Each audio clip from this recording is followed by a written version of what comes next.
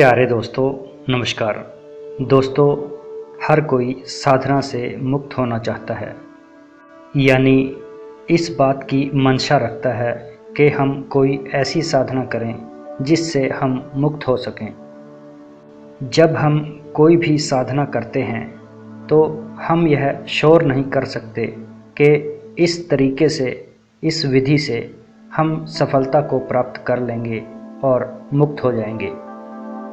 आज इस ऑडियो में हम उस मुख्य वस्तु की साधना का जिक्र करेंगे जिसको करके हम बिल्कुल श्योर मुक्त हो सकते हैं, यानी यह साधना करने के बाद हमारी मुक्ति निश्चित ही हो जाती है। हम सदा ही आत्मा के विषय में बात करते रहे हैं। किसी भी साधना का जिक्र आता है तो आत्मा की बात अवश्य चलती है। क्यों न आत्मा को ही जाना जाए, उसी की साधना की जाए। आज इस ऑडियो में हम आत्मा के विषय में ही बात करने वाले हैं। जब हर चर्चा के बीच में आत्मा की बात आती है तो क्यों न आत्मा को ही साध लिया जाए। आइए आज जानने का प्रयास करते हैं कि आत्मा को कैसे साधा जाए, उसकी साधना किस प्रकार की जाए। आखिर वो कौन सा तरीका है जिससे हम आत्म तत्व को साध सकते हैं और इस जीवन मरण के चक्कर से आज़ाद हो सकते हैं, मुक्त हो सकते हैं। हर तरह की साधना करने से हमें इस ओर तो इशारा होता ही है कि पूर्ण मुक्ति का केवल एक ही तरीका है, मन को मार देना, यानी मन को पूरी तरह से पूर्णतः खत्म कर देना। जी हाँ, किसी भी साधना के बीच में जो सफलता में सबसे बड़ा रोड़ा है वह हमारा मन ही है। हमारे मन की ही ख्वाहिशें पूरी नहीं होती जो साधना की सफलता में बहुत बड़ी रुकावट पैदा कर देती हैं। केवल मन की आकांक्षाओं को ख़त्म करके, मन को पूरी तरह से मार के ही हम पूर्णतः मुक्ति को प्राप्त हो सकते हैं। इसके अतिरिक्त कोई दूसरा रास्ता हमें नज़र नहीं आता, क्योंकि हम किसी भी सफल से सफल विधि के जरिए भी हम साधना करते हैं तो मन बीच में रुकावट डालकर हमारी मुक्ति में बाधा पैदा कर ही देता है। क्योंकि साधना से पहले हम हैं कौन? हम मन ही हैं। मन का एक दूर का रूप, एक बहुत ही गहरा रूप हम हैं। हम सारा काम मन के ऊपर ही निर्भर रहकर करते हैं, यानी हम यह कह सकते हैं कि मन ही हमारे से सब काम करवाता है। मन हमारी नहीं मानता, लेकिन हम मन की हर बात मानते हैं और उसके पीछे हो लेते हैं। ऊपर ऊपर के मन से तो हम मुक्ति की आकांक्षा रखते हैं, लेकिन अंदर गहराइयों में हम मन की बात मानते हैं और मन अपनी चाल में सफल हो जाता है। जो मन चाहता है वही हमसे करवा लेता है। आज हम जो भी महसूस कर रहे हैं वह हमारा मन ही महसूस कर रहा है, हमारी आत्मा नहीं। इसलिए ये सब सुख दुख पछतावा जो भी हमें होता है, अब या तो हम मन के क्षेत्र में ही जी लें, मन के तरीके से ही जी लें, जिससे हमें कभी सुख मिलेगा, कभी दुख मिलेगा, कभी खुशी की लहरें आएंगी, कभी गम की लहरें भी आएंगी। कभी तो हम कामयाब हो जाएंगे, सफलताएं हमें मिलेंगी, और कभी हम नाकामयाओं के भरोसे ही जिएंगे, बार बार असफल होते रहेंगे। यहाँ हमें अच्छे का भोग भी भोगना पड़ेगा और बुरी अवस्था को भी झेलना ही पड़ेगा, क्योंकि हर दिन के बाद रात है, हर उजाले के बाद अंधेरा है। दोनों ही आपस में मिले हुए हैं। ऐसा हमारे मन की प्रकृति का गुण होता है। इसको नकारा नहीं जा सकता। यह तो प्रकृति है मन की, इसको हमें हर हाल में स्वीकार करना ही होगा। अगर हम मन की सत्ता में जीना चाहते हैं तो यह सब कुछ हमें करना ही होगा। लेकिन अगर हम आत्मा की सत्ता में जीना चाहते हैं या जीना सीख जाएं, तो आत्मा की सत्ता इससे बिल्कुल उलट है। आत्मा की जो सत्ता है वह द्वैत और अद्वैत दोनों से बहुत परे है। वह बिरली ही अवस्था है। और अगर हम आत्मा की सत्ता में जिएंगे, हम द्वैत और अद्वैत दोनों ही अवस्थाओं से परे हो जाएंगे। फिर हम आत्मा की सत्ता को उपलब्ध हो जाएंगे। वहाँ हमारी मुक्ति को कोई नहीं रोक सकता। वहाँ हम पूर्ण मुक्त हो जाएंगे, क्योंकि आत्मा तो हमेशा से ही पूर्ण मुक्त रही है। वह तो पूर्ण मुक्त है। आत्मा कभी किसी के बंधन में रही ही नहीं है, न कभी थी और न हो सकती है। आत्म तत्व में लीन होते ही मन होते हुए भी अपनी सत्ता में नहीं रहेगा। वह आत्मा की सत्ता में आ जाएगा, यानी मन मर जाएगा। मन की अपनी अभिलाषाएं, अपनी आकांक्षाएं जो हैं वह खत्म हो जाएंगी। उसका संचालन आत्मा के जरिए होगा और जो हमारा आत्म तत्व है वह आत्म तत्व में ही मिल जाएगा।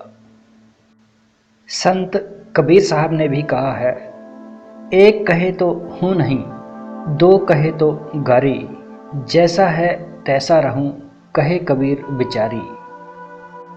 यहाँ से अर्थ समझ में आता है, ना तो मैं एक हूँ और ना दो हूँ, यानी ना तो मैं द्वैत में रहता हूँ और ना अद्वैत में। दोनों ही अवस्थाओं से परे हुआ, दोनों से बिरला। हमारा जो संचालन है, जीवन का पूरा संचालन मन के जरिए हो रहा है और वही मन हमें आत्मा तक पहुंचा सकता है। हमारा ही मन हमारे से बुरे काम करवाता है, गलत काम करवाता है और हमारा ही मन अच्छे कामों में हमारा साथ देता है। कहने में तो यह भी आता है कि मन जैसा दोस्त नहीं और मन जैसा दुश्मन भी नहीं। जैसा मन चाहता है वैसा काम करवा लेता है। मन के दोनों ही रूप हैं, अच्छे और बुरे। द्वैत में पड़ा हुआ मन दोनों तरह के काम हमसे करवाता रहता है। द्वैत जैसे अच्छा बुरा, सुख दुख, हर्ष और शोक द्वैत हैं। और अद्वैत यानी जब दोनों ही चीज़ें खत्म हो जाएं, दोनों अवस्थाएं खत्म हो जाएं, जैसे सुख और दुख का अद्वैत बनता है आनंद। आनंद ऐसी अवस्था है जिसमें ना सुख होता है और न दुख होता है। यह एक ऐसी स्थिति है जो अद्वैत को स्थापित करती है। इसी तरह द्वैत और अद्वैत से परे है वह अवस्था जो आत्मिक अवस्था है। वहाँ ना तो कोई सुख है ना कोई दुख है। इन दोनों से बहुत परे की अवस्था है, बहुत ऊंची अवस्था है, जहाँ परम शांति ही परम शांति है, जिसको लफ्ज़ों में बयान ही नहीं किया जा सकता। लेकिन फिर भी दोनों ही मन के गुण हैं, आत्मा के नहीं। जब हम साधना की अवस्थाओं को पार करते हैं तो हमें अद्वैत मिल जाता है।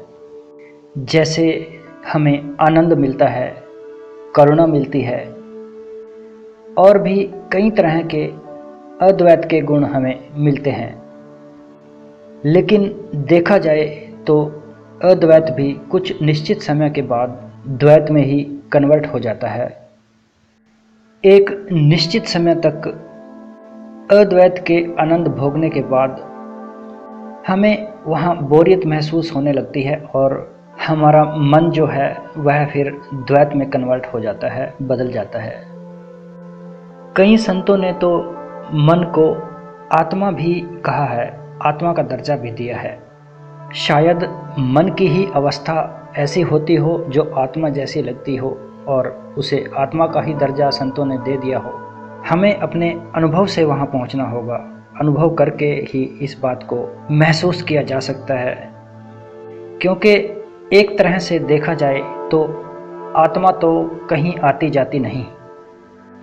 आत्मा तो सबसे ऊपर हुई, सबसे उच्च अवस्था, सबसे श्रेष्ठतम अवस्था को आत्मा कहा गया है।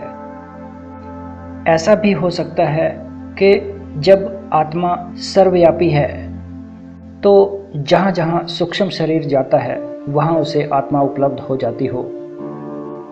जैसे हम आज समाज में जहाँ भी जाएं, हमें सूरज की रोशनी वहाँ मिलती है, हवा हर जगह हमें मौजूद होती है।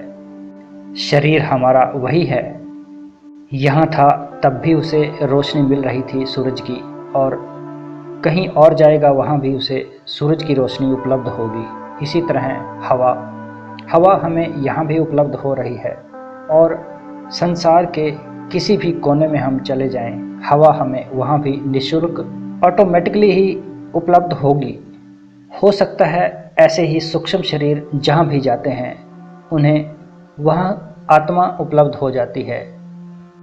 जैसी सूक्ष्म शरीर की अवस्था होगी, दशा होगी, वैसी ही आत्मा उसे वहाँ उपलब्ध हो जाएगी।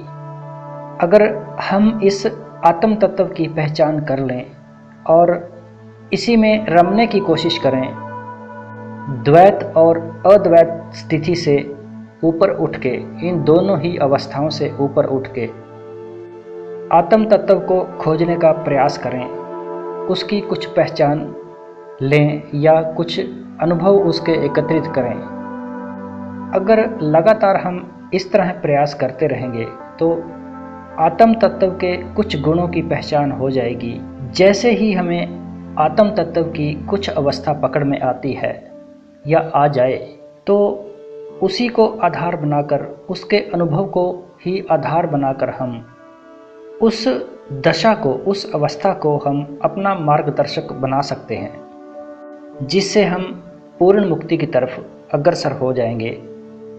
और जहां हम इस अवस्था को थोड़ा सा भी पकड़ पाएंगे तो जो अवस्था ओरिजिनल है, एकदम जेन्युइन है, वह हमारी आत्म अवस्था को चुंबक की तरह आकर्षित कर लेगी, और इस तरह हम आत्म तत्व के इस साधना के प्रयास में कामयाब हो